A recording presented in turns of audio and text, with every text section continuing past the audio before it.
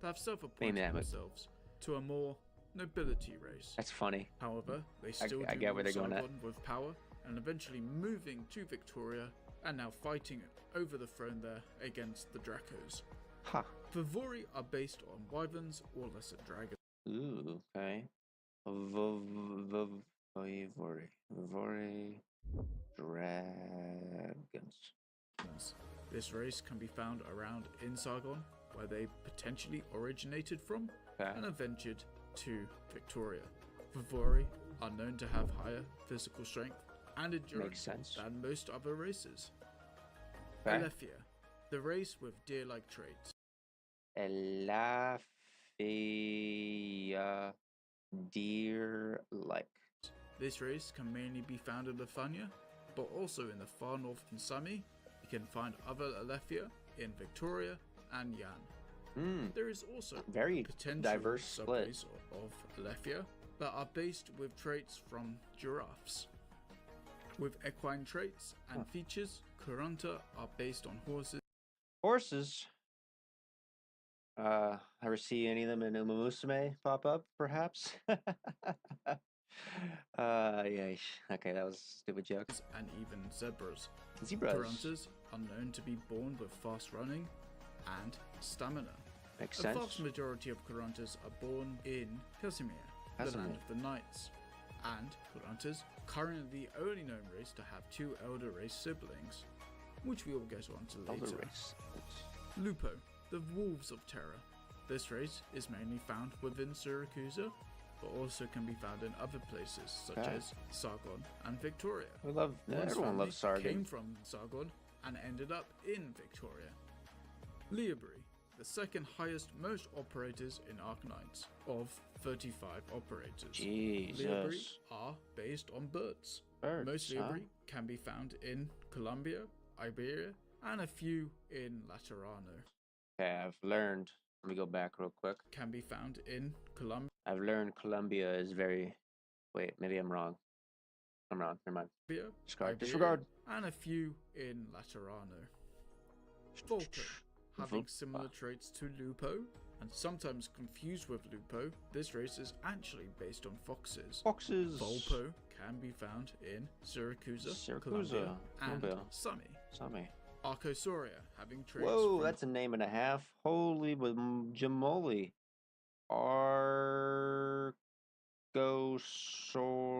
Argosauria. Very Dinosaurs? crocodilians. They also have Oh. similar pointy ears to others like Sarkaz and Vivori. Crocodiles. From what we do know, majority of the males are anthropomorphic, while females aren't. This could be a case of sexual dimorphism. This race I think we all know why, but comes from Sargon. Anura, a race based hold on a second. I have a message on my phone. Never mind, I'm gonna ignore that. Anura. on frogs. This Frogs. race came from Sargon. Across A some lot parts from of Terra, Sargon. including Iberia, where they are treated roughly and used as experiments. Whoa.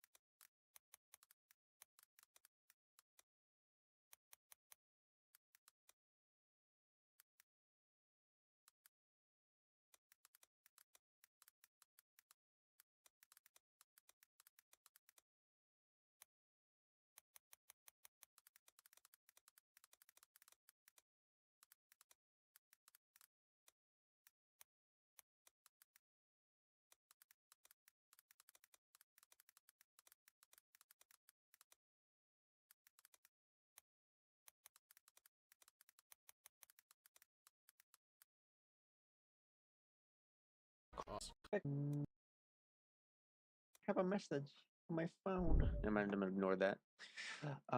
Anura. Based on frogs, this Frogs. race came from Sargon.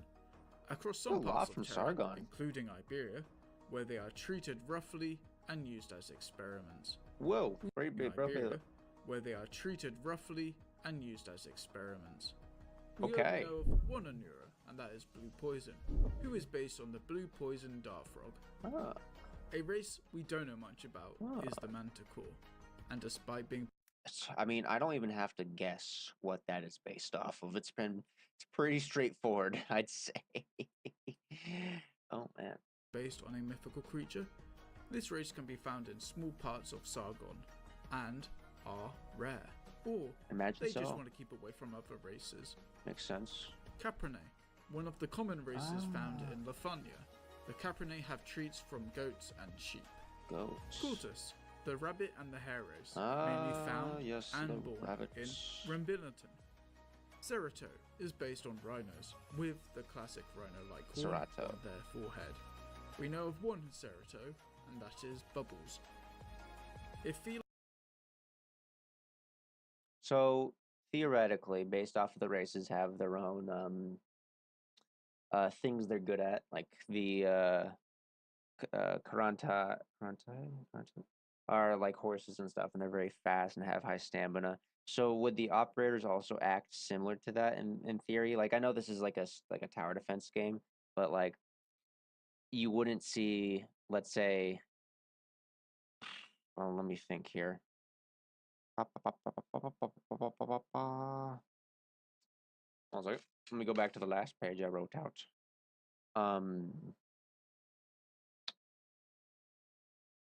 Like you wouldn't see the Lafia that are like deer-like. You wouldn't see them being like tanks, right? They'd be more like ranged DPS, like with bows and stuff, perhaps, or maybe like using actual magic with staves. Am I getting that right? Like you'd probably see the Seratos be more like tank and tanky brutes, probably similar to also some other ones as well. Am I right on that? Perhaps the race kind of classifies most of the time. There's our outliers, but usually they classify into certain like DPS types. felines are the cat people of Terra, then the Pero. Whoa. If felines are the cat people of Terra, then the Pero are the dog people of Terra. This race can mainly be found in Bolivar. Petram are similar to Anura. There is currently one known character in the game, but Petram are based on tortoises and turtles. Not much is known about this race, other than there are small Petram settlements around Terra. I would assume she's a tank. Like, out the gate, full stop, she's probably a tank, right? I'm not wrong there. That house excellent or great craftsmen. However, we do know more about the next race, which is the Pythia, based on serpents and having snake-like tails and pointy ears to other races. Pythia, like snakes of the real world, have acute and delicate senses. Pythia are rare or at least uncommon race. Despite this, they can be found all over Terra. Makes sense. The Forte race have traits from bovines and camelids. The Forte are the main inhabitants of Minos. Pelosa, another race that only has one known character. This race is based on sloths, and that's all we know about them. Anate are a race based on otters, weasels, and raccoons. Otters? Rubber are based on hyenas. I need to catch up. Hold on a second. Reb. What are you? Nothing much is known other than they come from Sargon. On hyenas. Hyenas. Nothing much is known other than they come from. It also looks like this one has the same one as that other race that had the males were anthropomorphic and the females are not. What it seems like. Sargon. Savara are a race based on lizards and some amphibians like salamanders. The land of Ursus, like we mentioned, was named after this bear-like race called the Ursus. The Zalak are based on rodents including rats, mice, and squirrels. Zalaks can also be found all over Terra and known to have acute senses. This is a cool. Hailing from beyond Terra, the Elder races, once mighty rulers who overshadowed their ancient brethren in power, Elders. held dominion over the nations. However, their numbers have dwindled, leaving only a handful of nations under their rule. Their forms bear resemblance to mythical creatures of our own world. Draco, with traits based on European dragons in mythology, they are famous for their racial gift over fire manipulation. But they also have increased vitality and strength. Dracos became rulers of Victoria and Tara, a piece of land that became a part of Victoria. Eventually, getting in conflict with the self-appointed Aslans over the throne. Over the years, the Dracos have become rarer and potentially extinct. We only know of 3 Dracos in Arknights. Damn. Reed, her sister Eblana, and Tallulah. Hippogriff Libri. Holy moly, that's a name. What? It's gonna take like my whole line here. Hold on a second. I gotta write that. Hippogriff. Oh my lord. Oh my lord, Liberi. Libri is based on hippogriffs in mythology. No, makes sense. Once ruled over the nation that is now called Ursus. However, like we mentioned previously, this race failed to protect their land, and the Ursus rebelled. While they already are dethroned, they have kept their nobility status and known to have longer lifespans. Kitsune. This elder race, based on the Nine-Tailed Fox, are found in Higashi. Yep. They are said to be religious leaders and have some sort of connection to the founding of the nation. Ukukan, based on the Mayan plumed serpent, and an elder race. However, after the loss of their abilities, now they practice an odd ritual, which reduced their lifespan greatly, but gain the collective memory of their ancestors. One thing about this race is that we don't know if they are categorized as an Elder Pythia or an Elder Libri. Kylan, based on the Qilin, a mythical beast from China, is an elder race found in Yan. Not much is known of them. A mythical beast from China is an elder race found in Yan. Not much is known about them. Leishi is the only known member of this race so far. While Dracos are the dragons of the west, the Lungs are the dragons from the east. Lungs are found in Yan, and one of the main ruling races of Yan. The Emperor is a Lung, and the ruling family of Lungs are often known as the True Lung. Chenzong Kuwei is, in fact, the older twin brother of the Emperor of Yan. Nightmorza Kurunta, one of the... What even is that thing? Oh my god. This is some like I thought I was gonna get overwhelmed with the nations. This is a psychotic amount of races here, actually. Like, good lord. Two Kurunta elder races. This elder race of Kurunta once struck fear into the people's hearts of Terra, and led a conquest across Terra. What are they based off of? The north of Terra to Sargon and then back to the north again, where they are hardly seen again. However, there are small clans around in the north, potentially, and in Sargon. Nightmorza are based on folklore called the Nightmare or the Mare, which is seen in Dutch, German, Norse, and English folklores and stories. The Nightmorza are known to have a racial gift to use illusion arts. Despite this, they seem to have a sense and culture over honor and glory. Pegasus Kurunta is one of the races that stood up against their sibling race. Okay, that makes a lot more sense now. The second I heard that Pegasus, there we go. It's clicking to me. Good, bad. There we go. Of the Nightmorza, She's and cute. Protected their homeland Casimir. Pegasus Kurunta are based on the mythological creature, the Pegasus. Yep. Pegasus Kurunta still hold strong respect and force within their land. This is gorgeous but art. Slowly, their authority has dwindled over time, after holding back the Nightmorza. This elder race is famous for its control over light and illumination art. Pegasus Kurunta also seem to share a same trait of light-coloured hair, such as white, blonde, and gold. They have wings? Other potential elder races we may have are an elder race of Rabar, the Tula family, another elder race of Kuranta, the Unicorn Kuranta, an elder race of Pero, the Cerberus Pero. Oh. The Tizak are one of the native races. I'm just gonna Google this. Hold on a second. Hold on a second. Hold on a second here. Give me 1 second.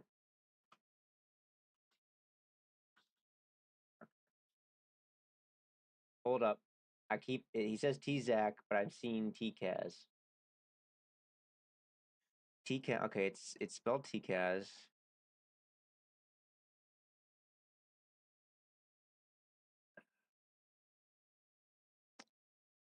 Tikaze. Hold on. We have a. How about here?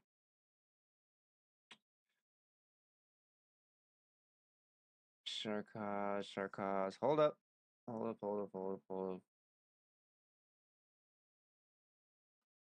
How to say?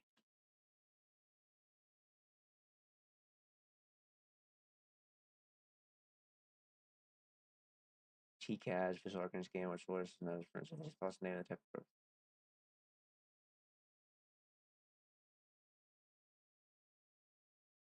I don't know what the fuck is wrong.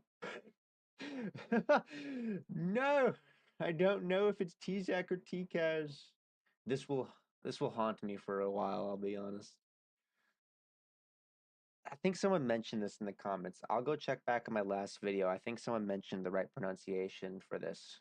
I'll go check. Terra. Eventually, I'm gonna go back. The Tzak are one of the native races of Terra. Eventually, they took the name the Sarkaz after losing their home in a war against the foreign races. However, there are many different Sarkaz subraces as well as sibling races, which we shall get into now. What the fuck? The normal Sarkaz are known as Sarkaz. Unlike their ancient Sarkaz subraces, normal Sarkaz are often seen as mixed blood Sarkaz or not pure-blooded as they were back in ancient Terra. Banshee Sarkaz are unique, as they are a majority an all-female matriarchy subrace of Sarkaz. However, there are male Banshee Sarkaz, but they are rare. We only know of one male Banshee, and that is Logos, who happens to be the heir to the Banshee Sarkaz throne. Banshee Sarkaz have a manipulation of vocal and sound arts. I would never have guessed. A connection with death, often seen as the guardians of the dead. Jesus. Cyclops Sarkaz live in the northern nation on Terra, Sami. Here they live away from their violent relatives. Cyclopses moved to Sami after the Cyclops Lord of Fiends was murdered by other Sarkaz. Cyclopses have the ability to see into the future or have visions to see what may come. It is said that these visions can be pretty accurate. So theoretically, would the Cyclopses be the best option to know about the, oh my god, I have it, the catastrophes coming so they can move their mobile cities? I'm going to take a guess and say, these are your people, these guys, this chick right here, these are the ones that can predict that stuff. Cyclopses are one of the two Sarkaz subraces that deal with the dangers of the Collapsals. The what? Damacy isn't an entire Can predict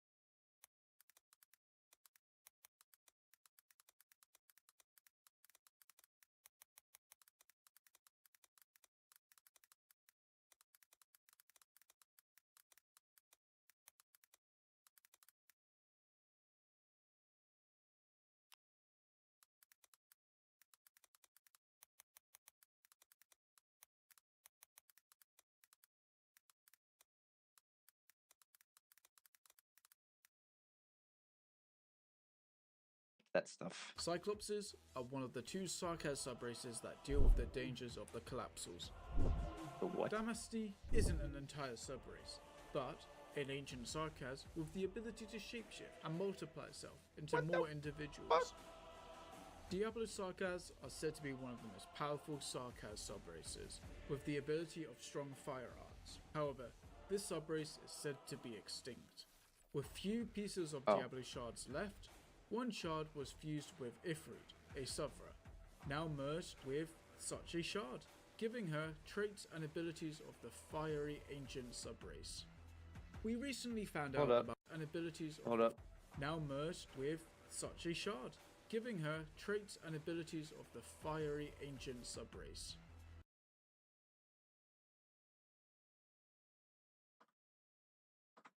Shard was fused with Ifrit, a Got a little. Is this? I'm pretty sure this is the. Oh my god. Let me go back.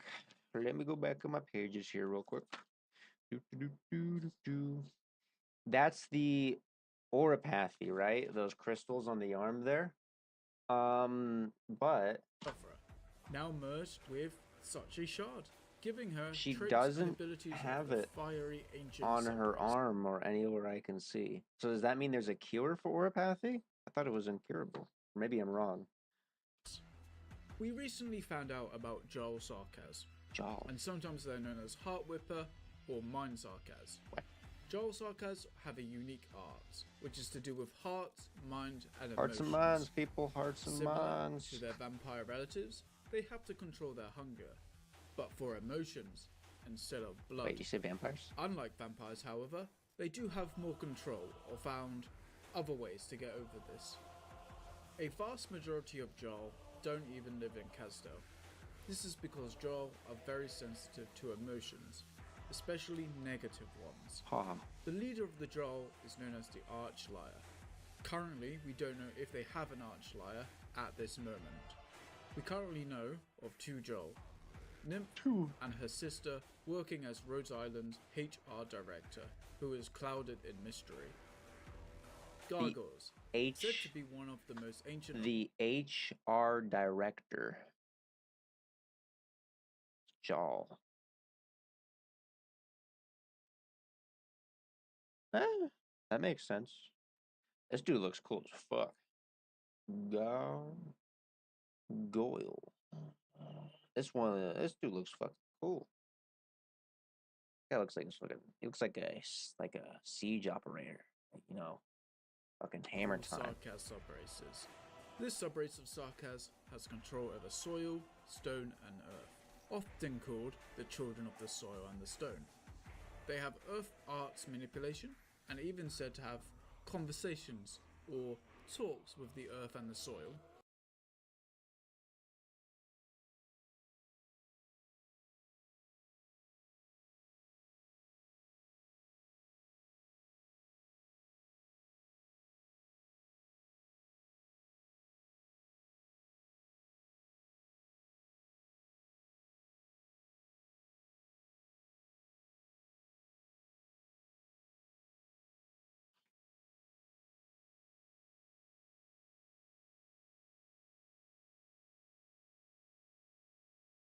Huh.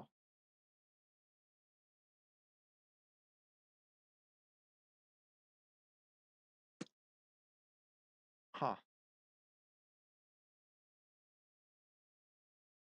Okay. Well, I was wrong. That was definitely not a dude. And even said to have conversations or talks with the earth and the soil. Unlike the rest of the Sarkaz subraces, the Goliath Sarkaz aren't part of the Royal Kazdel court, and are known if they have a leader or not. But majority of the Sarkaz enemies we do see are apparently Goliaths. Liches are the bookworms of the Sarkaz, and very powerful bookworms at that. Liches? With the ability to manipulate space and dimensions to a vast degree. Ermengarde, the cute lich that everyone loves, once said that she could transport the entirety of Lefania if she wanted to. Is that a bluff or not? We don't know. But, if true, an amazing feat. Not only do they have space control arts, but they are also completely immortal unlike their other fantasy counterparts, That makes sense, though. they store their souls or life in a phylactery. Revenants are a spirit soul-like race of Sarkaz. Ew, look at this dude. How he's smoking, though. Dude, look cool as fuck. Oh my god. He's got a cool mustache, too. He really does. Revenant. This subrace isn't technically born, but more created, as the Sarkaz will put their body and soul in the soul furnaces of Kazdel. They can inhabit objects. Nazira are based on ghouls. This subrace... That makes sense. Holy moly. I'm a little sleepy right now. I'm sorry about that.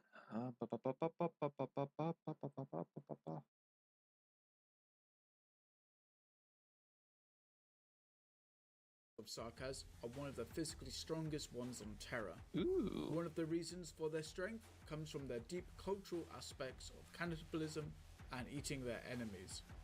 In return, they gain increased strength and power, as well as memories and abilities of those that they have ate. Jesus. The stronger Nazira often let the weaker ones take a bite out of their body, so they basically gain power-ups.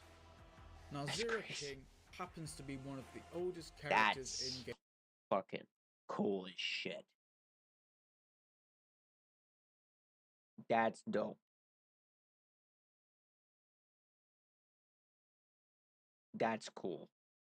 He looks so around cool. 7,000 years old, potentially older, as he was around with the first Sarkaz.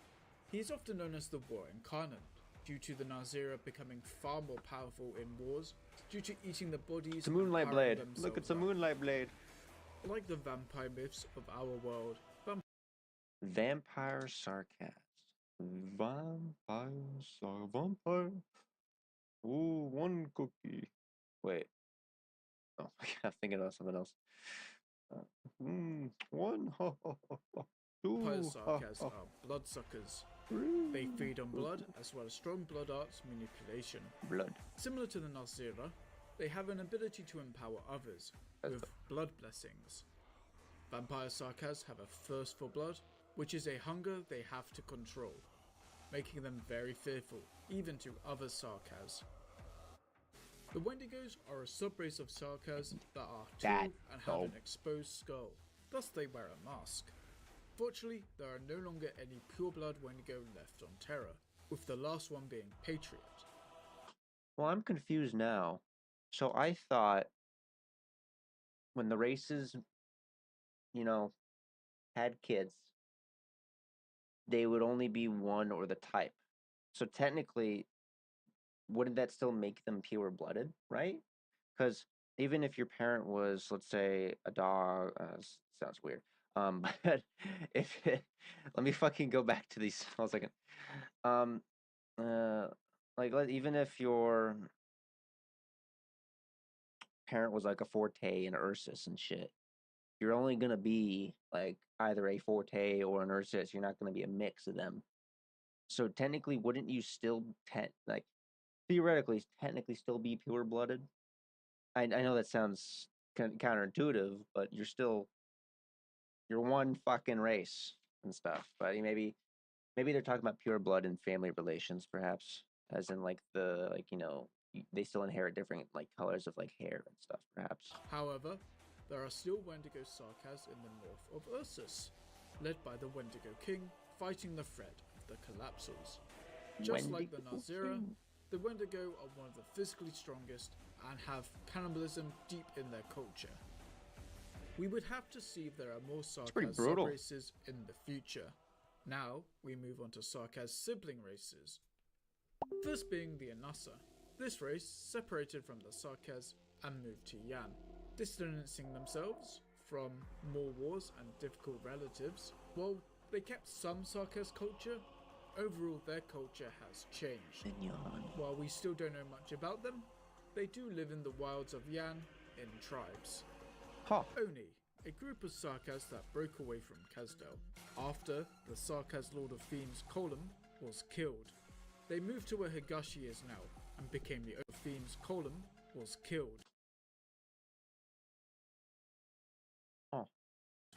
They moved to where Higashi is now and became the Oni, resembling some parts of the Sarkaz such as horns, but much more muscular. Oh. Sancta. Despite their angelic appearance, this race belongs to the Sarkaz family. However, unlike the Anasa or Oni, who diverge... Well, that's intriguing. Okay, so a little history, or I guess this is more like Bible history.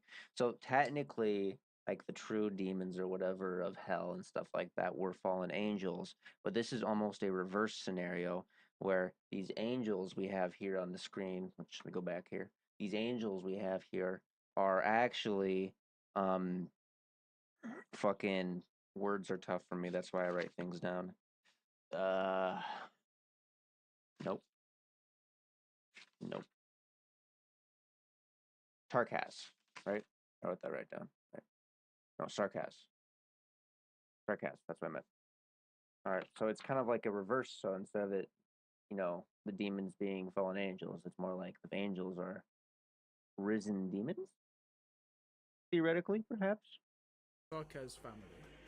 However, unlike the Anasa or Oni, who diverged from the Sarkaz heritage, they were Sarkaz that accepted a force evolution or change by an outside power known as the Law, gaining light wing. Oh my god, I completely messed up. One of the guys recommended, one of y'all chatters recommended I turn on subtitles, and I forgot to do that.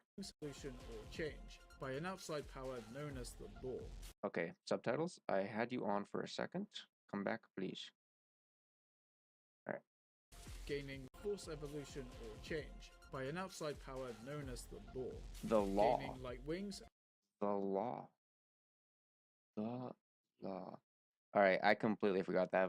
My subtitles on there. I'm sorry. A halo, which gives them 6 sense. This race has been in a grudging conflict with their cousins, the Sarkaz, who saw the change nothing more as a traitorous move. Fallen Sancta are also a thing, which is a Sancta that has broken the rules of the law and start to grow horns or regain horns. Whoa, now we're getting really complicated here. Holy fuck. So we're doing a reverse. Oh my god. So we went from Sarkaz. Sarkaz up into Sancta, and then back down like in the middle here, let's say perhaps to a fallen Sancta. That's what's happening here. Now we move on to races that we aren't sure where they fit in, or I don't even know where the last fucking 8 fit in, if they to fit be honest. in at all. But Beast Lords. These entities are talking animals.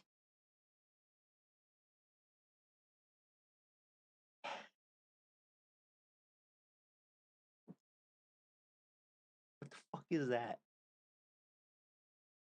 What the fuck is the penguin wearing?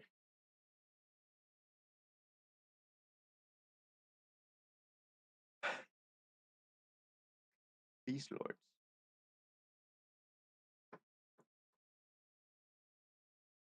What am I looking at here? That have been around Terra for countless eras. Some of them show peculiar abilities such as immortality or teleportation. Supposedly, most races in Terra have their own Beast Lord representative, but only a handful have ever been shown. It's kind of like the old gods, perhaps, let's say. So far. Buromans. This is a race that you could describe as living gods or entities. They have unimaginable powers and abilities, get big as nations, they have an immunity to Oripathy, even have their own space dimensional. Hold up. Let me go back to that. Let me write this down real quick. Have immunity to Oripathy. So, I feel like if I was a nation, leader of a nation, I'd probably want to grab a couple of these cats. Not cats, but you know what I mean. These people. And experiment on them so I could find a cure for Oripathy for my nation and then sell it to the rest of the nations. That's what I would do. They have an immunity to Oripathy, even have their own space dimensional travel. However, it is hinted at these beings aren't from Terra. but also unsure when they arrived on the world. There are many Furimats around the world, and we only know of a few. Sami is a Furimat. Kjaragander, the protector of Kjarag, the Lifebone, seen in episode 13. What the fuck is that thing? That's cool. Despite being dead, still has a conscience. It's noted that they can be killed. How'd it die? But they don't truly die. Another Furimat we know is Surtur, not to be confused with Sarkaz Surtur. This Furimat was a rival to Sami. Operators like Ling. This Furimat was. Hold up.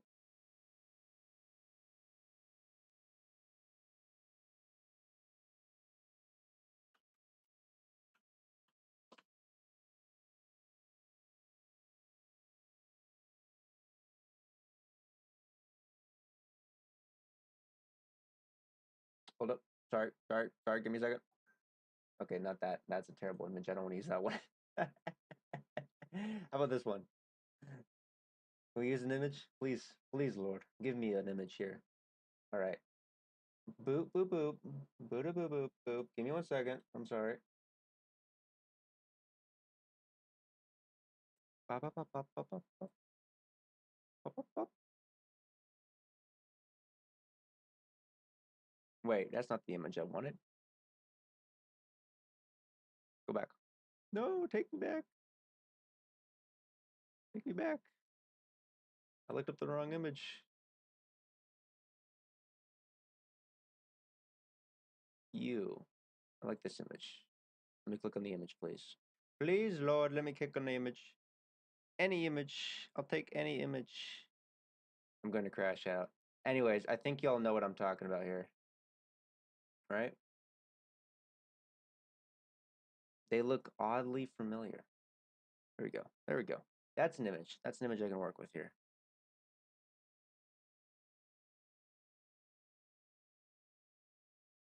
Boom. Boom. Boom. Boom.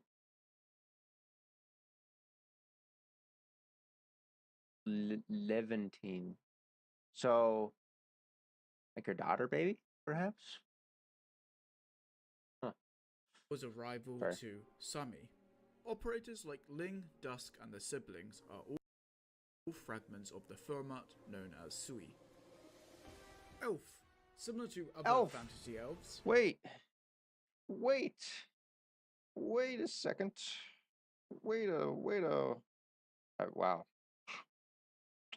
Wait a second. Wasn't the first race we just learned of? I also thought they were elves. Hold up a second. Let me just go back. Goddamn, I got a lot of shit written on. Da da da da. Do do do do. The Aegir. Didn't the Aegir also look very elf-like? They were very haughty, very arrogant. So what are they then? They are humanoid, pointed-eared race. Despite that they may have a long-lived lives, they are very weak to Originium and Oripathy. Unlike other races, they are very susceptible to Oripathy. If an elf catches Oripathy, they basically have a month to live. Jeez, this makes elves very rare, but there are some found in Sami. It's indicated that they are descendants of a Furimat. Durin. Like the dwarves of mythology and other fantasy, this small subterranean race lives in the underground nation of Durin. Despite their size, these little ones are excellent miners, crafters, geologists, and very heavy drinkers. Durins are a fairly peaceful race, as they live in an underground utopia compared to the other races above. However, some brave or adventurous or even bored Durin will adventure above ground. Last but not least, we are going to be talking about is humans. You. Yes, you, the Doctor. See, I saw that coming from my way. The first civilization. Wait, no. The Doctor. I did not see that. What we're talking about is you. Me. Yes, you, the Doctor. Doctor. The Doctor belongs to a race known as the first civilization. The first First civilization. Native race that arrived on Terra more than 13,000 years ago. You could say that they used Terra as an experimental ground, while also planning to protect civilization from a certain threat. Unfortunately, this civilization may be responsible for majority of the greatest threats on Terra. This race faced a great threat from beyond, leaving you, the Doctor, the last known surviving person of its kind on Terra. It is unknown if there are more out there. Trevor Friston is one of the Doctor's race. Prior to him becoming a Preserver, we may know of one more of the Doctor's race. Prior to him, learn if there are more out there. Trevor Friston is one of the Doctor's race. Prior to him becoming a Preserver, we may know of one more, and that is Priestess. However, we don't know if this individual has good or bad intention. There are many hidden dangers and threats within and out the danger zones. The supercontinent of Terra. Collapsal activity. What tab are we in? We're in Seaborn. Okay. Oh, there's a fly flying around. Hold on. Oh. Lurking in the sea or even the stars.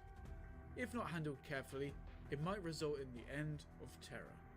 Here in this section, we will discuss most prominent ones that we know of. Seaborn. They are one of the growing threats in Terra. Okay. As their name suggests, they came from the deep ocean, plaguing the nations of Aegir underwater and Iberia on land. Their evolutionary rates are extremely fast, enabling them to adapt to all sorts of things and simulate everything around them. Their colonies are connected by a hive mind. A cult known as the Church of the Deep are supporting the spread of the Seaborn. Collapsals. They are best described as extra-dimensional entities originating from an unknown dimension. They are referred to as demons by other Terrans and possess an ability to corrupt other beings. Collapsals originated from two different places. A mystery gate in the Infinite Ice Fields and originated from two different places. A mystery gate. I actually got chills from this image. This is the coolest fucking kit. What the fuck? This quiver looks insane. And this compound bow, my god. Dude, these things look like they're hunting dragons. Look at the fucking size of these arrows. Oh my god. What is this thing right here? This looks like it auto pulls out an arrow to load it for her. Who is this? Tell me, who is this chick right here? I want to know who this one is, alright? She looks cool as shit. In the Infinite Ice Fields and the Foehn Hotlands. Simply knowing their name is hazardous, hence why any form of knowledge about them is heavily suppressed by the Terran nations. The Observer. We currently know nothing about this godlike being. It is shrouded in mystery, and Terra is currently hidden from its sight. For now. The only thing we do know, it was a reason that the first civilization has gone from Terra, and that they had to build a fake sky to hide Terra from its sight. Another thing we do... They built a fake sky. You know what this is giving me vibes of? Hold on a second. Okay. Super unadvanced nation or country or whatever. Then I wrote it down. Like I always do. Where'd it go? The first civilization came in and massively did all these changes and advancements. They also kind of fucked everything up, is what it seems like as well. And they were running for something as well. So there's this, and then they collapsed, basically, is what the Observer probably did.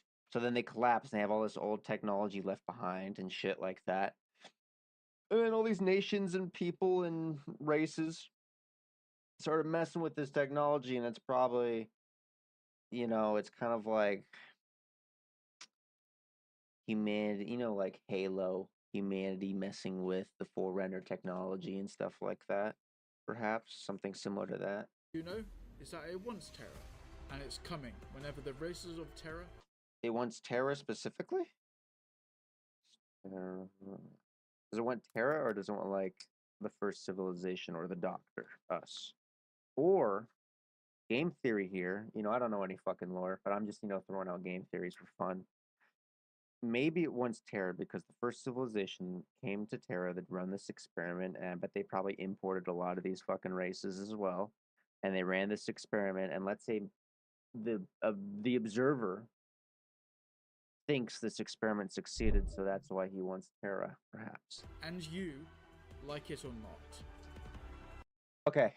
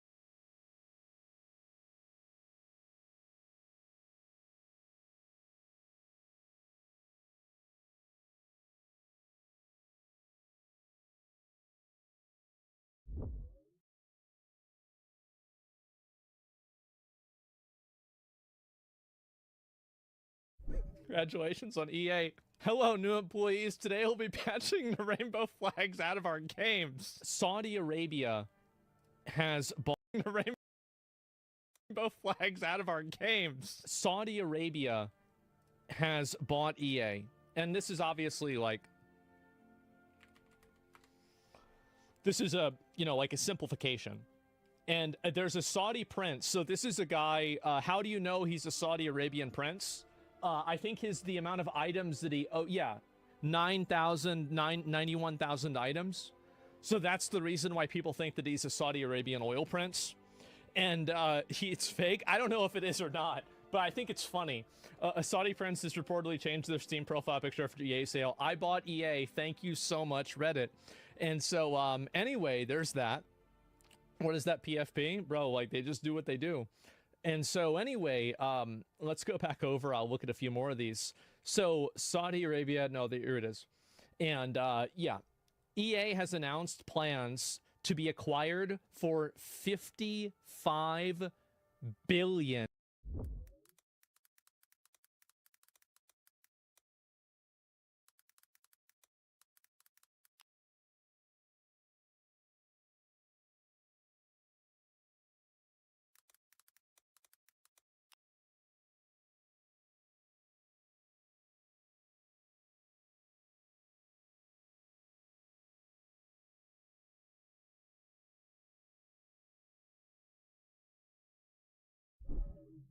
Dollars by a consortium of investors led by Public Investment Fund of Saudi Arabia. That's right, boys. EA is getting, and by the way, what a good deal. I thought it was worth way more than that. Wait, with the FIFA, like, I thought EA was worth like 70 or 80 billion dollars. I was shocked that it was so cheap. And so anyway, it's in the game. Yes, exactly. And Jared Kushner, yeah, he was involved with it too. Absolutely. And so let me go back. I'll show you guys some more information about this too. So I'm added the stock fell hard. Well, it doesn't matter what the stock is. The thing is that, and this is what, as I said this myself, I said, let me open this up here. I said, this is a great business move for Saudi Arabia. It fits perfectly into their strategy of consolidating and making the Middle East an entertainment and sports center. EA makes FIFA. It's very obvious that a lot of the guys, like, because you've got to keep this in mind, a lot of the Saudi Arabian princes at this point, and the men that are making decisions, like MBS, I think is the main one, right? But you have other guys too. You look at these guys, and they're not 70-year-old men. Some of them are, but many of them are in their maybe late 30s, 40s, and 50s. These guys didn't grow up only in Saudi Arabia. They probably traveled internationally. They have, they've been on the internet forever. They've been all around the world.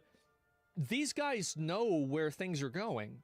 And I think it's very obvious that, oil money and the energy efficiency of oil might not always be something the Middle East can rely on.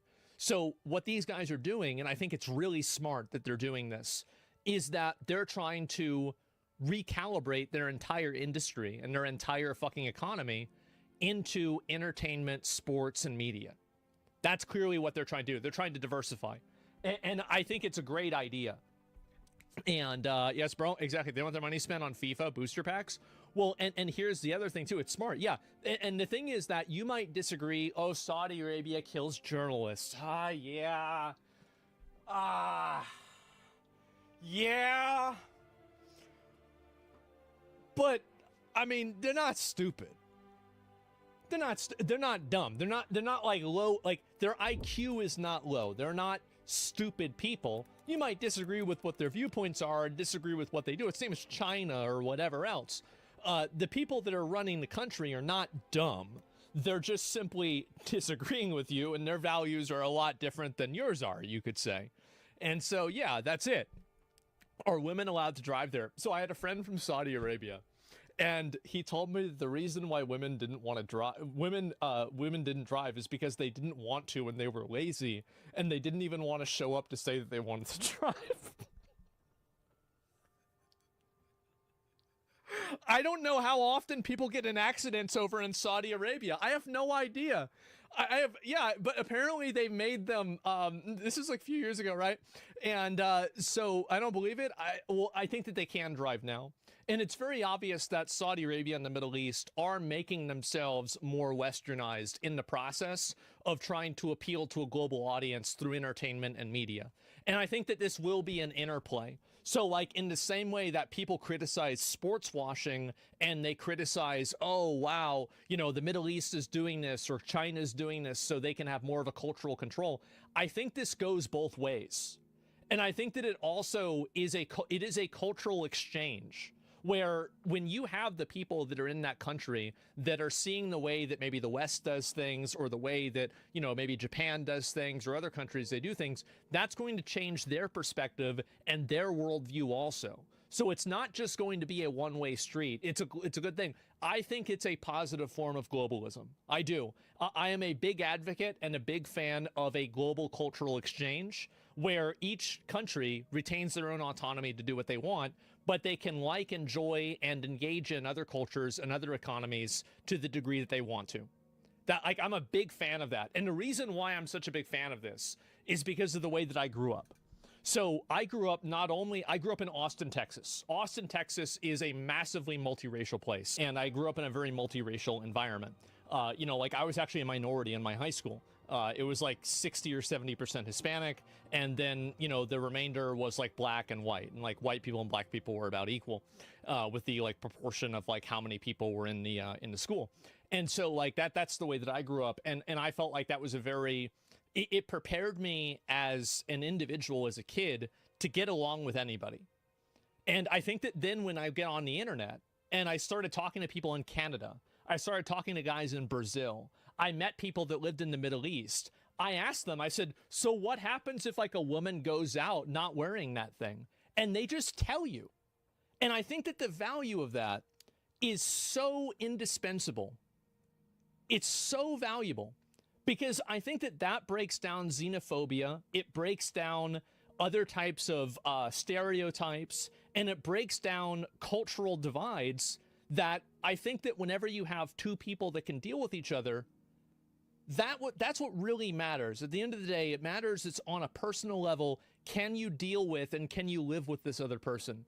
And I think that on the internet, and correct me if I'm wrong, tell me if you guys have had the same experience too. I've learned that in most cases, the answer to that is yes. It doesn't matter if it's a super traditionalist Muslim, if it's a hyper liberal trans person. If we're in a raid together, our goal is killing the boss. And we can work together. And I think that being on the internet and growing up the way that I did gave me such a great insight and such a great understanding of how to do that with people.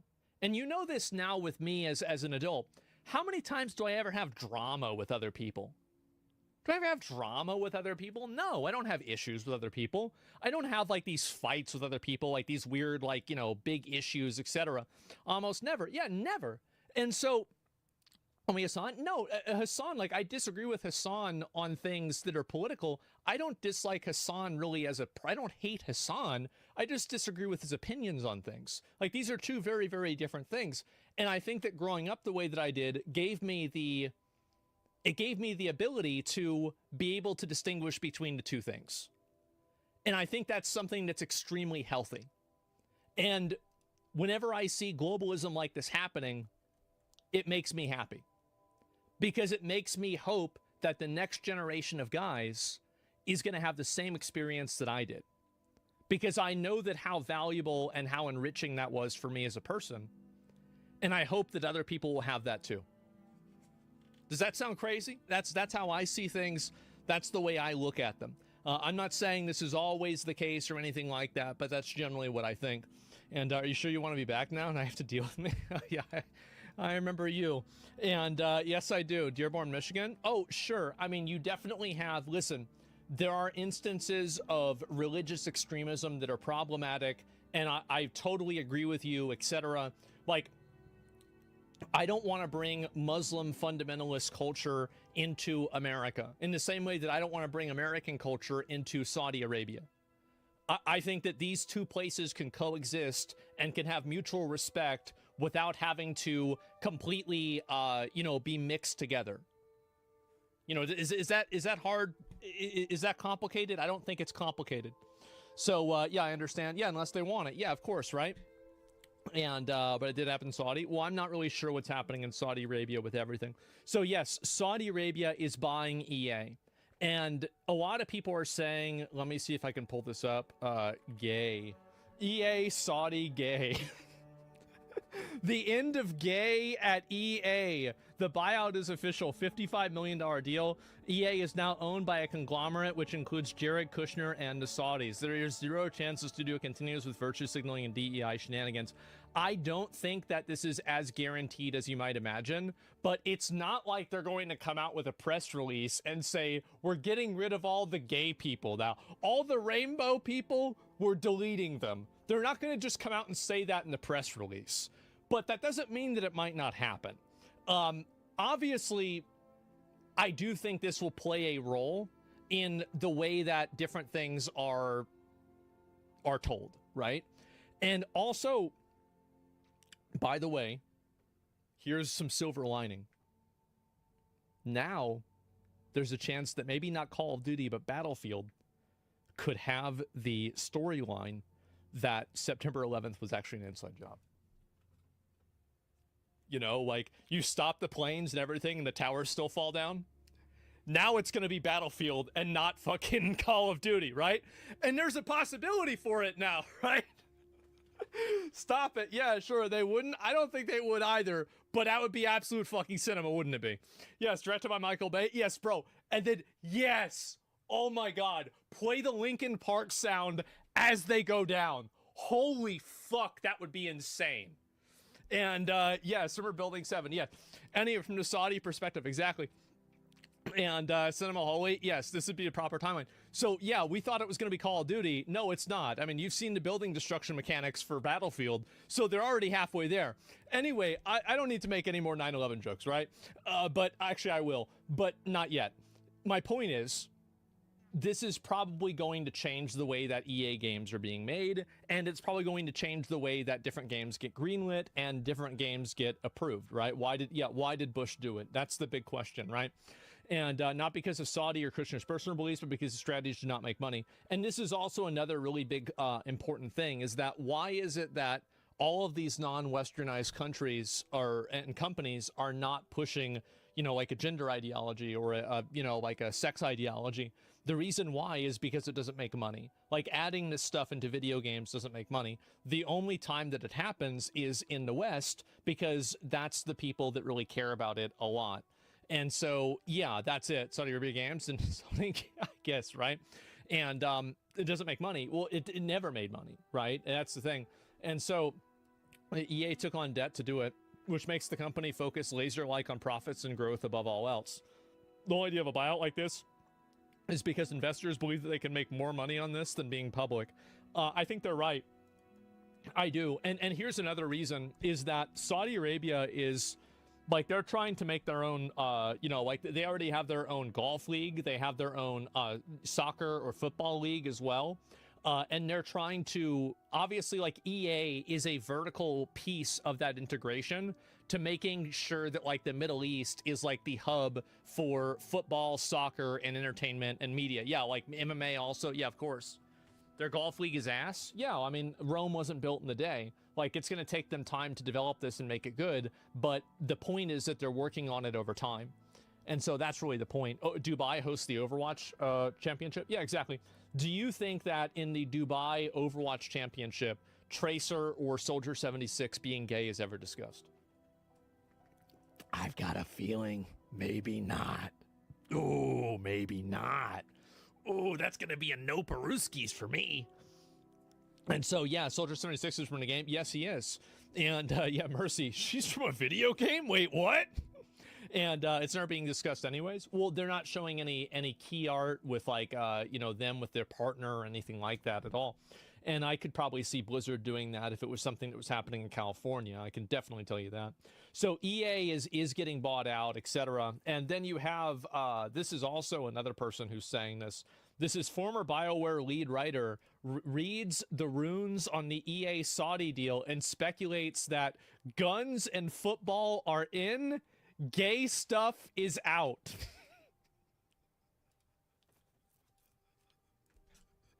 Who writes a fucking title like this? Guns and football are in and gay stuff out. Like, by the way, were you trying to say, like, I'm sorry, but have you never been on the internet before? Don't tell me this is something that you're criticizing them for, because I don't think a lot of people on the internet are going to see it that way. And, Jesus, how many fucking pop-ups am I going to get? Oh my God. And so, yeah, our changes are going to come to Apex then, because one of the characters is trans. Is it? No, I thought they were non-binary if you're talking about Bloodhound, but maybe they added a trans character too. I have no idea. I haven't kept up with Apex ever since the game came out. So the rumor's been swirling for a while. Let me see here, and let me see if I can find and pick it up. And I wouldn't want to be sitting in a BioWare chair right now. So, and then here we go too.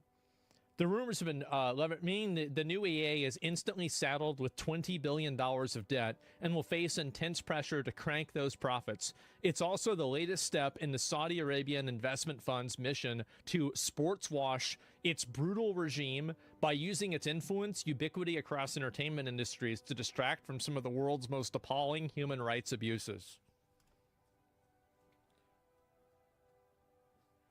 It's working. It's working.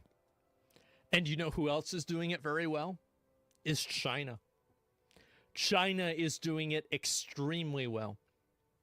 I think that the reason why, I mean, obviously, I think the country that did this first and that did this best, two countries that did it very well, I think in terms of a top-down decision to do it was South Korea, and in terms of something that happened organically was Japan. Because look at how many people are weebs now. People love fucking Japan. They love anime. You know, they all want to go there, love Nintendo, etc. That's a degree of cultural exchange and soft power that you can't really buy. It's something that just happens over time. And so love hentai. Yes, a lot of people love hentai. I heard that with young people jerk off to hentai more than they do to real girls. And I don't know what that says about the future, but I think I do. And that's not so good. And anyway, so let me see if I can find the rest of this here and see if I can pick it up. And where the fuck did it go? This is some of the older stuff. I don't know if there's any more of this. And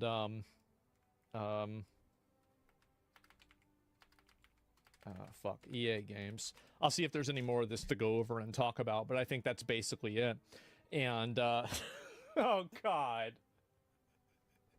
I mean, this is what's going to happen, like, for sure. Of course, they're not going to be pushing this stuff. I think anybody could expect that. So yeah, and it's just evolution where we all download our brains into the internet. Yeah, I guess that's what's happening. By Saudis buying EA, did we not accelerate the Robot Catgirl program? I think that we might have. I do. I think that there's a good chance we might have accelerated and we might have Robot Catgirls sooner than we originally anticipated, which is great. I'm happy. And it's about fucking time, right? I mean, damn. They borrowed $20 billion from USD to JP Morgan to buy EA. Well, it looks like that's what's going to, they're going to be trying to make as much money as possible. The quotes from the BioWare employees about the EA situation make me so sad. Now, how do you know that this is somebody that, like, why can't I reply? Hose mad. A tale as old as time. Oh, it's a classic, isn't it? Yep, you get that all the time. And what do you expect? I mean, she's got her pronouns in a bio. I mean, what do you... That's the first thing you put in there. Usually people have it at the end, not her. And so, make me sad, the EA situation. I wish them nothing but the best. I hope they can continue to make Mass Effect 5 the game they want to make. The game that they want to make. Man. Where'd the picture go? I guess I can't find it anymore. But, yeah, about that. I don't know about that one. Let me see if I can pull this up again. And, we're going to keep working until they tell us we're done. It's not the healthiest way to live, but as long as the paychecks keep coming, we're not going to just walk away. That's right. And I love this. I love this comment because it really goes to show that the moment that these people have to endure any level of, you know, like insecurity or any level of discomfort for having any values, immediately the values go away. And I think that's important to keep in mind. I'm not saying that the values don't matter, but I'm saying that if these are the same people that want everybody else to carry their flag for them, they won't even do it for themselves. And so there you go. I've been doing it since last year, making sure I have a portfolio ready and feelers out for the job. They say kind of feels like a matter of time. Look at the negativity that came after Dragon Age, said one source. If we felt it was only going to get worse then, can you imagine what some of us think now? Gentlemen, would you like a glimpse into the future? Would you like to see things as they will be in 1 year?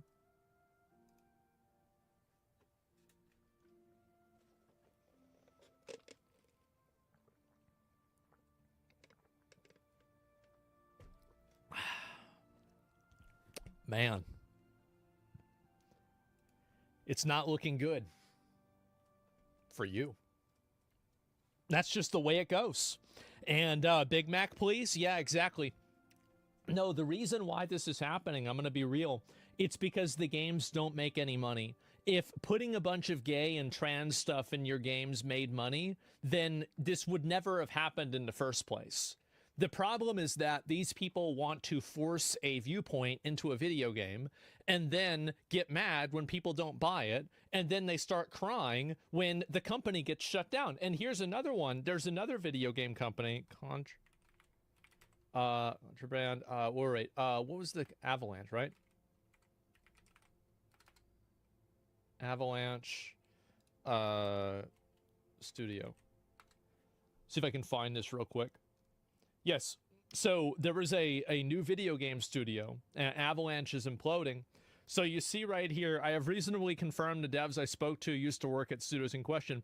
So on the Sweet Baby Inc. website,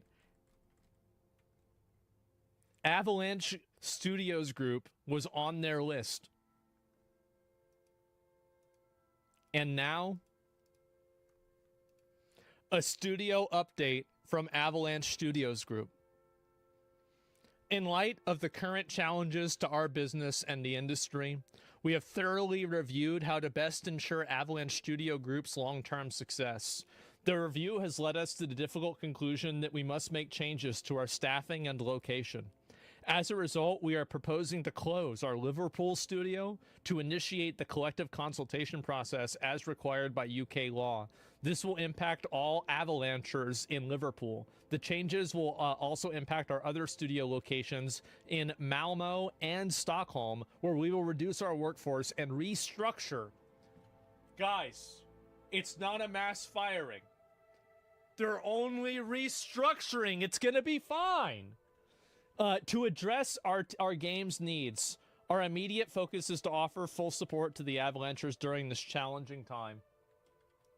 Despite those changes, we remain deeply committed to providing amazing games to our passionate player communities. This also came about like a month after they canceled one of their games. And so anyway, that's what happens. It's absolutely not a mass firing. No, it's not a mass firing. They're just shutting down entire studios. No, but that's not what's happening. Yeah, so Avalanche Studios is cooked, I guess. And you see, obviously, and this is the problem. You know, 2011 to 2019. I wonder which one people want to be. Another 2011 to 2019. I wonder which one people want to be. Too bad, huh? Man. Everything's fine. Yes. Sweden is home of Embracer. I really hope this will hit them as well. I think that this will happen to every single one of these like weird companies that's being run by activists. Like and I think that the activists inside of these companies are a cancer. And I don't think that it's like, actually it's not a cancer, it's an infection. And when a limb gets infected, you can't remove all the infected cells and then just keep the limb. You have to cut the whole limb off. And I think that's what's going to happen. I don't think that you can remove these people and then just kind of keep going as normal. I think this is a death sentence because you can't remove them because they're trying to, like, they control HR stuff, etc. You gotta just not hire these people in the first place. Blizzard is run by activists. Well, it's actually really funny that you bring that up. So Blizzard is run by activists. I haven't even downloaded a fucking ad block for this yet, so it's a little bit annoying. So the Warcraft channel just went live earlier today, and this is the deep dive into the new expansion. It only had 11,000 viewers. Oh my God. Did you watch it? No, I was asleep. Actually, that's not true. I was reading Twitter. Yeah, same shit with Ubisoft. Yes, exactly. It sounds about right. Yeah. And and again, like, this isn't like, oh wow, this determines the game is bad or something like that. But I do think that it's worth considering that the level of enthusiasm and interest that people have has certainly gone down. Like, you compare this to 2018, like even back here, it was pretty popular, at least a little bit. And like, you just look at some of these other ones, like it's AWC. When was the last time they did something that was not just like an event? Like, when was the last time they did something where they talked about the game? It's just a bunch of like esports bullshit. So even the Mythic Dungeon Invitational was getting more views than this. This is crazy. Yeah, it's just all, it's all esports stuff. A lot of those viewers are streamers from others restreaming it, though.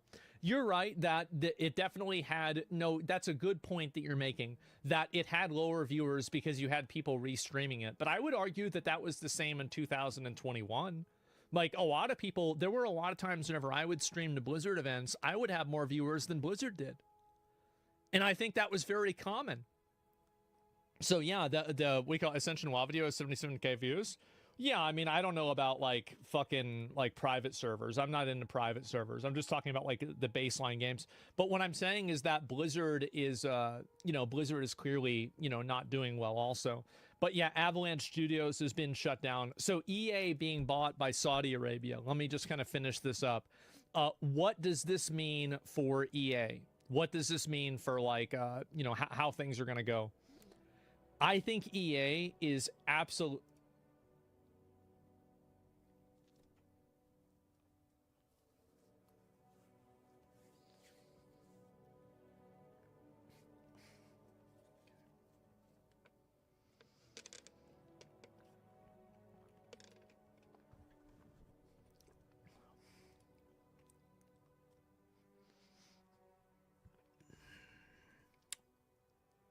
Man. How about that? I don't know what to say, guys. I really don't. Soccer is haram. Yeah.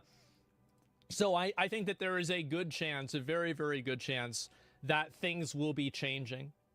Yeah, the social messaging in games will be going away. Expect predatory monetization to go through the roof. Absolutely, 100%.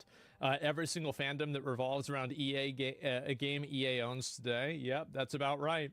And holy fucking shit. Me after the Saudi Arabia EA buying out, knowing this will eliminate all the woke slop from EA games in the future. It won't eliminate all of them, but it will eliminate a lot of them. And so, yeah, that's basically it. And I think this is going to be, yeah, check my chat about Ubisoft. Well, I don't know what Ubisoft is getting bought out by China. And this is the issue, is that you have a lot, and at a certain point, isn't it weird that, so, by the way, so my new PC, it has an AMD processor and an AMD graphics card. I go to download NVIDIA GeForce Experience, and it wouldn't let me download it because I didn't have an NVIDIA graphics card. Ever since like 2010, I've had NVIDIA graphics cards. So I'm sitting there and I'm like, is this a bug?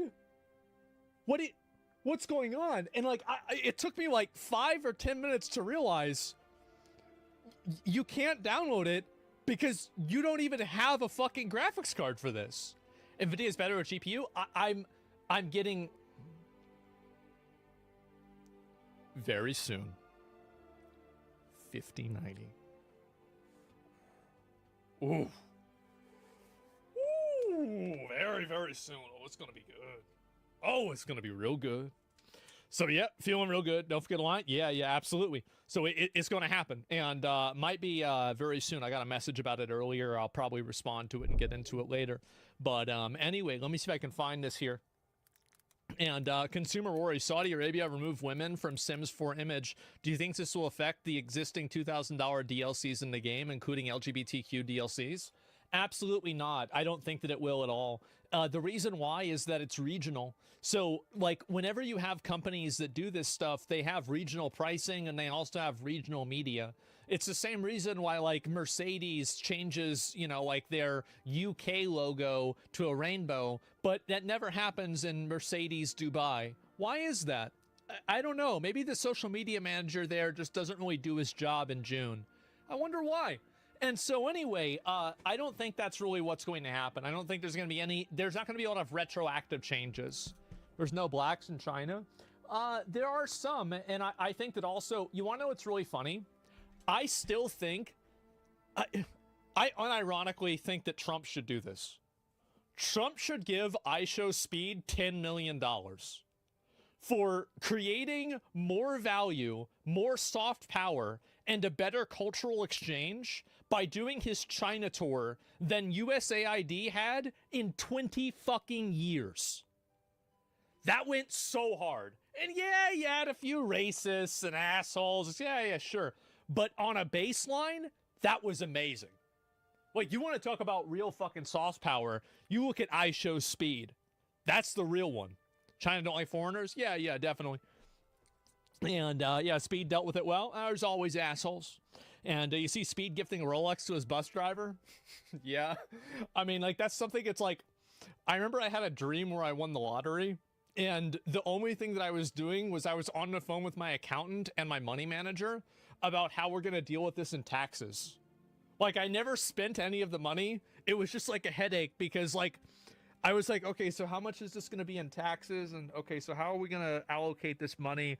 Yeah, it was like an actual, like, it was one of those, like, fucking, like, very neutral kind of, like, soft horrors where you've won all this money, but it turns out to be like a monkey's paw fucking, you know, it's a gift that becomes a curse, right? It was a nightmare. Yeah, it wasn't even a nightmare. It was just like me sitting in the lobby. The only thing I remember about the dream is me sitting in the lobby of the casino on the phone trying to get the bank account information to the casino person, and it like there was like a mix up there because they weren't communicating with each other properly. So it wasn't even like nothing bad happened, nothing good happened. It was the most real life dream that you could possibly have. Bro stressing out in his dreams. Yes, exactly. And winning the lottery was a nightmare for you. I mean, listen, I'm a very simple man, okay? I like only a few things. I like soda. I like Chipotle. And I like beef jerky. This is $20, by the way. Can you believe that? Oh my God. It was not worth it, by the way. I already said soda. Okay, well then I'm pretty much done. Yep, that's about it. And so, yeah, I've got I don't need a lot. I don't want a lot. Everything, like, this is the reason I was talking, like, people are like, oh, you're just going to give away all your dad's stuff. Yes! Yes, I don't want to deal with this. I don't want his fucking bed. I don't want to deal with it. No, get it out of my life. Get it out of my life. I was meant, I really believe this, I was meant to live in a monastery. I even have the hairline for it. I do. I should have did, this is, I'm not inside of my, this is not my intended programming. I'll say that. And the car, I am taking the car. We are master looting the car. But aside from that, we're keeping everything else. So, yeah. Anyway, so let me get back to what I was saying. I don't even know how I got distracted by this. I have no clue. But anyway, countries. Not coconut trees.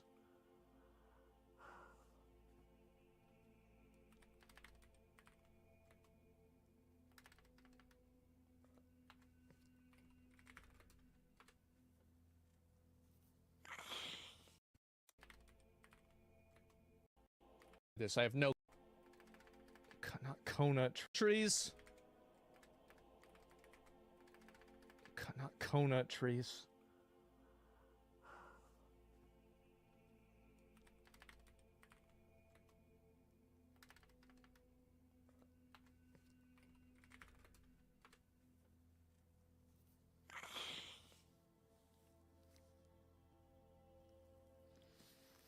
You know, my mom told me that she'd take me to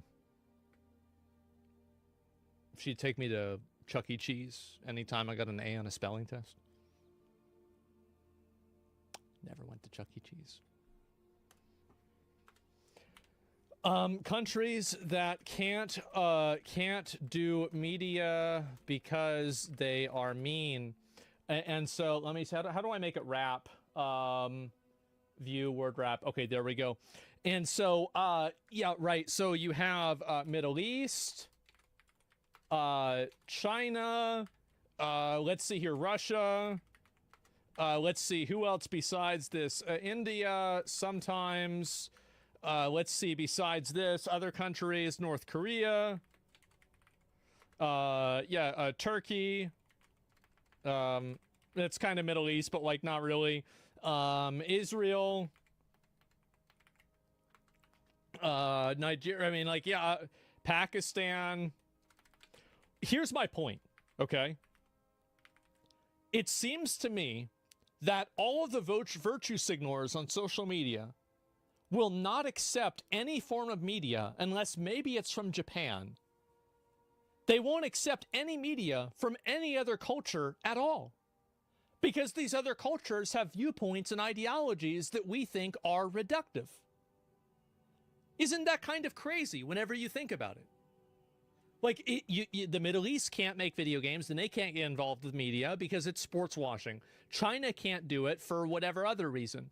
And so I hate this virtue signaling, and I hate this weird thing where, and also, by the way, I would never want to live in any of these countries.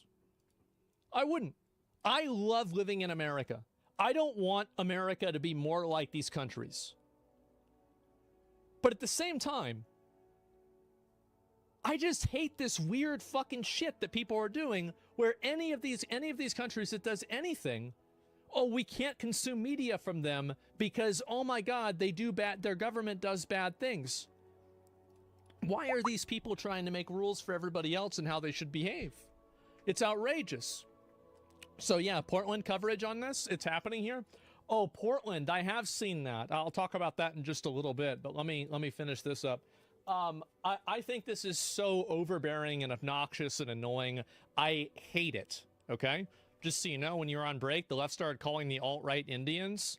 The left horseshoed themselves in doing right-wing racism. The left started calling the alt-right Indians? What? What are you talking about? What do you mean? I don't even know what you mean by that. Yeah, it's like Black Myth Wukong. People hated on it. They didn't want to support it because of China. It was a fantastic game. Yeah, exactly. And they also didn't want to support it because the way that it showed women. And so that's the problem, is that we have self-appointed cultural gatekeepers in Western culture that constantly try to virtue signal and purity test any media that comes from a non-Western culture and censor, control, and dictate the way that that media is supposed to be done. And they do this against the will of the public. They do this against the will of the consumers, and they force themselves into these positions in HR, in certain types of marketing positions, and in journalism, and they create these narratives, and they lie about this stuff, and I think it's ridiculous. It's absolutely fucking ridiculous.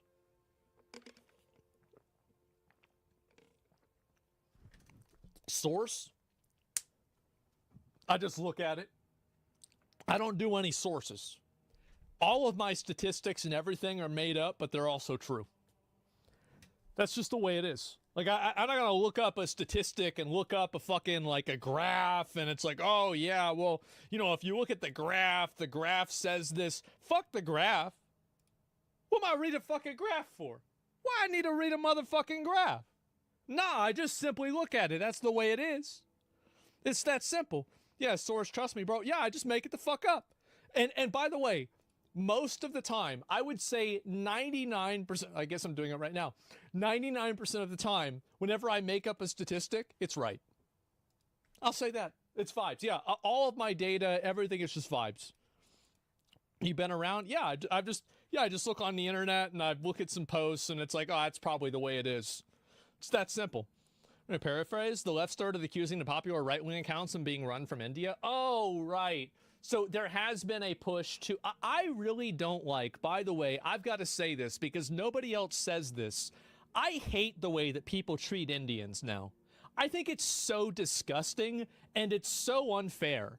The most patriotic and positive and, in my opinion, some of the people that have done the most work and effort to become functional, beneficial members of American society have been not American Indians in terms of like Native Americans, but I mean Indians from India who have come here and immigrated to become Americans. I hate the idea and this like weird bullshit that we have where we constantly talk down to and treat Indians badly. I think the reason why it's socially acceptable is because Indians, like, on average, make a lot of money because many of them that are immigrants come from the highest class, the Brahmin class. Many of them do, and so they have good jobs, access to good education. And so because they're seen as a privileged class, it's okay to say rude things to them. I hate this. I think it's disgusting. I think it's wrong. And yeah, culture issues. Fuck that. Fuck that culture. This guy's wearing an American flag on his shirt. Okay, like he's a voting fucking conservative Republican. Like cultural issues, my ass. Get the fuck out of here. No, it's just racism, and I don't like it. I think Indians get the short end of the stick, and I think that it's a form of racism that has become more culturally and socially acceptable, and I don't think that it's deserved at all. I think India. I've looked at pictures of India. Place looks like a shithole to me. It does. But they're not in India. They're in America. That's what I think. I don't like it. It's gross. Yeah. It should all, yeah, it is. It is. I've seen photos. Like, I'm not saying the place isn't a shithole. It is. But, like, they're not living there. They came here. And so, yeah, anyway, that's, I don't know. I don't like the way Indians are treated on social media. I think it's unfair. Okay, I can go through and talk about this a bunch, but, you know, that's pretty much my fucking 2 cents on this. I find it to be very annoying. And where the fuck is the rest of these? There's been so many things that have happened. I've gotten so distracted. What was I going to say besides that? And yeah, what is this Clean India Google Maps challenge? I've heard of it. We're not going to do it. I mean, again, India might be a gross country, and this is the way I think India is, and a lot of other places are. India is probably a place where there are some really nice places, and there are some places that are awful. I have no doubt that there are probably nice places in India. I would love to visit India and go to those places. I'd even probably go to the shitty places too, just to see what it's like, right? I mean, just in the same as like, just to have that, the experience of that and to just see what it is. But that being said, it's not somewhere I'd want America to be, right? I wouldn't want America to be like this.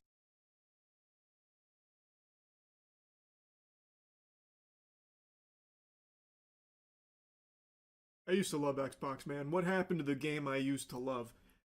What it has become is just embarrassing. Every step of the way, they're finding new lows to hit. Today, Xbox has announced a Game Pass change, and it's a doozy. Try a 50% price increase to the Game Pass Ultimate tier.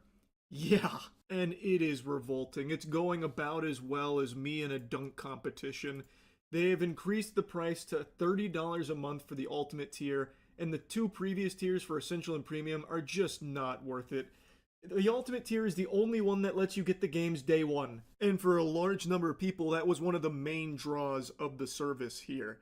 And even though the Xbox catalog has been like a fucking Magikarp over the last few years, just extremely weak, the value you got out of Game Pass at the previous price point made up for it. Like, it was worth it, and it's something that I glazed quite a bit.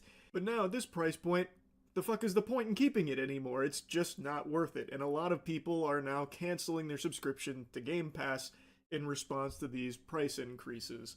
It's just L after L for Xbox. Like, even just recently, they farted out a new price increase for the consoles in a time period where Xboxes are like fucking fossils. Like, you can't give those bitches away sometimes. It's a console that doesn't have a whole lot of reasons to buy it unless your friends are already on it, but chances are your friends have already moved past it. Because being an Xbox fan in 2025 is like being a fidget spinner enthusiast.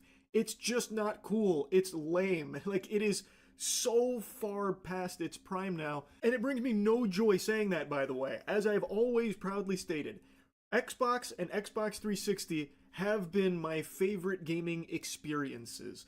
Those two consoles, I think, are the most important pieces of, like, gaming hardware ever made. But once the Xbox One came out, that's when it all went tits up, and it is not recovered. You hate to see what Xbox has become. And anytime I talk about Xbox or like criticize a lot of the decisions they've made over the years, somehow there is still like this last holdout of warriors willing to fight Xbox's PR battles for them, even though the general Phil Spencer himself constantly throws himself pity parties on every podcast that will have him about how they've lost the console wars. Like, he himself recognizes how far behind Xbox has fallen and how brutal it's been for them.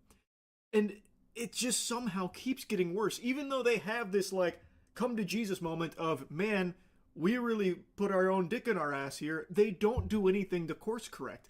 Like, they did a good decision a little while back that I praised a lot, where they dropped exclusivity.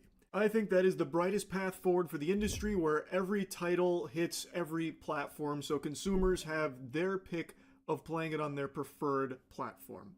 And Xbox was kind of pushing that, and I appreciated it. But for every one step forward they've taken 20 steps back, and today it has been a catastrophic disaster for them, because now they're fucking their golden goose. They even posted a delusional video celebrating these Game Pass changes as if it's something that the community was asking for. It's so out of touch and tone deaf. Just take a peek at this. Hey everyone, Xbox Game Pass is getting an upgrade. We've listened to your feedback, and now you have even more freedom to choose how you play the games you want. We've expanded all Xbox Game Pass plans to give you more games and more ways to play and more rewards than ever. Previously, Core was primarily for console, but Essential now lets you play games on Xbox console, PC, and cloud. That means you have the freedom to stream and play on any supported device. And with cloud gaming, that includes a lot of devices. So she goes through each tier with the upgrades that have been introduced, the improvements that they've augmented all of this with, and I'm just not fucking seeing it. Like, it really just seems like you get the same deal, but with more money needed to be forked over to achieve it. Like, the big thing that stands out to me is that they're putting more of a focus on, PC gaming. So instead of it being all about console, now you get more freedom to play on PC and like the cloud stuff. But for people that are like Xbox heads, they don't give a fuck about that. Like, they're not getting a much better deal. They're just having to pay more money for the deal. Like, it just doesn't seem worth it. And judging from the response from the community, almost nobody is defending it. I don't think there's anyone out there that actually thinks this is them listening to community feedback, because you need to pay $30 a month in order to, like, why would you do that? Why would you be paying $30 a month to then get access to a game day one? It's so fucking expensive. At that point, you might as well just buy the game that you're interested in, as opposed to having this like ongoing expensive subscription to Game Pass Ultimate for it.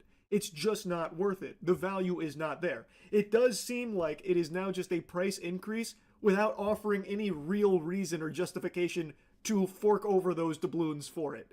What the fuck is the point? Like, I don't know where the spin is coming that they're trying to put on it. Like, this is what you guys been asking for. Everyone's been begging to give us more money. All of you are asking to pay more for Game Pass, and we said, fine. Guess our hands are tied. We're reluctant to do this, but we're going to increase the price by 50% per your feedback. It's what you guys were demanding, so we're just serving you the meal you ordered from the menu. Like, who's asking for that? Like, I don't know where it's coming from. And again, the things that they're talking about in the tier, like the tiers that they're introducing, it feels like it's mainly just PC cloud related stuff that I don't think the console players were really begging for in a big way, especially if it leads to a price increase. The best thing about Ultimate is that you can play new games on day one. That includes games like Call of Duty Black Ops 7, The Outer Worlds 2, and High on Life 2. But now, the best is getting even better. Ultimate subscribers will get access to over 75 day one games a year. We're also adding 2 new partner subscriptions. With Ultimate, you'll now have access to Ubisoft Plus Classics in addition to EA Play. Wait, maybe I was a little hasty. Hold the fucking phone here. You get access to Ubisoft Classics? Oh my god, that's what I've always wanted. Access to Ubisoft Classics. Ubisoft! Yes! Oh, I can't wait to be paying $30 a month.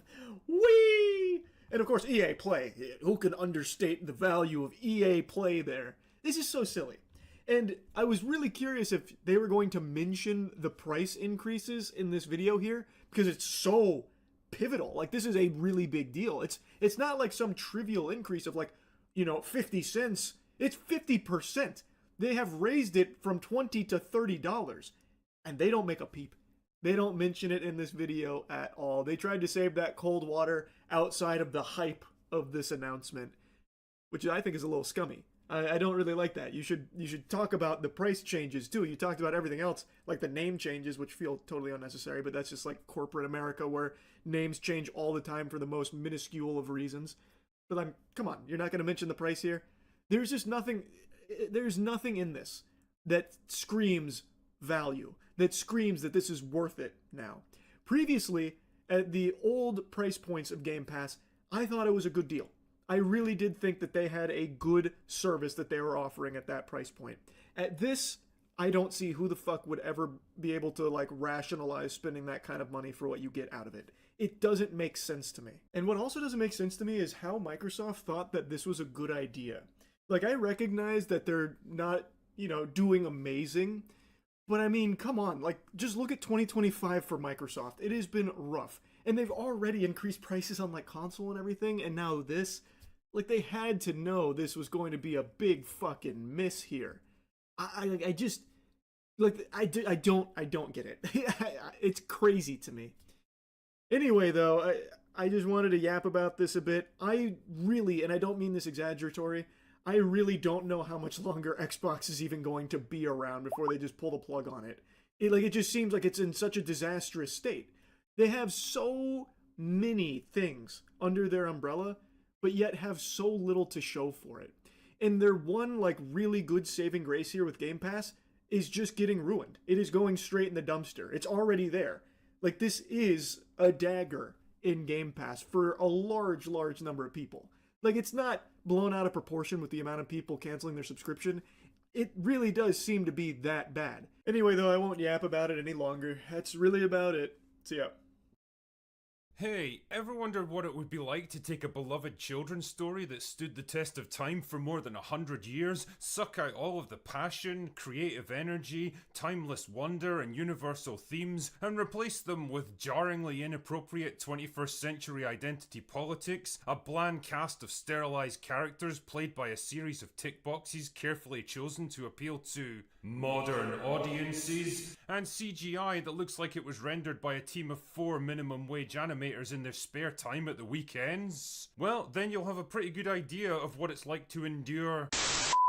Watch Peter Pan and Wendy on Disney Plus. Or, to give it a more accurate title, Wendy, Tiger Lily, Tinker Bell, and the Lost Diverse Individuals, featuring special guest appearances from someone pretending to be Peter Pan. Honestly, this movie is exactly the kind of pointless, soulless, shameless dog shit that makes me genuinely despair for the future of humanity. It's 2 hours of utter tedium with absolutely none of the charm, likability, energy, or timeless appeal of the animated film that was made 70 years ago. But honestly, what did you expect from a modern Disney remake of a classic story? It's not like they were gonna do something really crazy like stick to the source material or anything. Anyway, let's take down a couple of lines of fairy dust. Oh, yeah, that's the shit. And I'll see you in Neverland. Or as I like to call it, jail. So the movie begins in Victorian London with young Wendy Darling getting ready to head off to boarding school to become a proper lady. Wendy's not exactly enthusiastic about growing up and becoming a woman and wants to spend her days sword fighting with her brothers instead. And naturally she's the best sword fighter ever, because of course she has to be, because the film wants us to believe that she can take on an entire ship full of pirates at the climax. Because as we all know, battering a couple of young kids with a wooden sword is totally the same as taking on a dozen fully grown, battle-hardened men. Physics! Luckily for her, diverse Tinker Bell hears her wish and sprinkles her with fairy dust so that she and her brothers can go with Peter Pan to Neverland, where they never have to worry about growing up ever again. That's nice, but then they've only been there for like 3 minutes before they run into Captain Hook, who blows the shit out of them with a cannon. Now, I'm no expert on 18th century naval artillery, but I'm pretty sure an explosive impact like this at point blank range would have completely obliterated this entire group of children. The flying shrapnel alone would have turned this movie into the Omaha Beach scene from Saving Private Ryan. But whatever, they all magically survive and get split up, and Wendy just so happens to run into the diverse lost individuals. Not the lost boys, mind you, because that kind of exclusionary language has got no place in modern storytelling. Lost boys. But you're not all boys. So? Well, I guess it doesn't really matter. Ugh.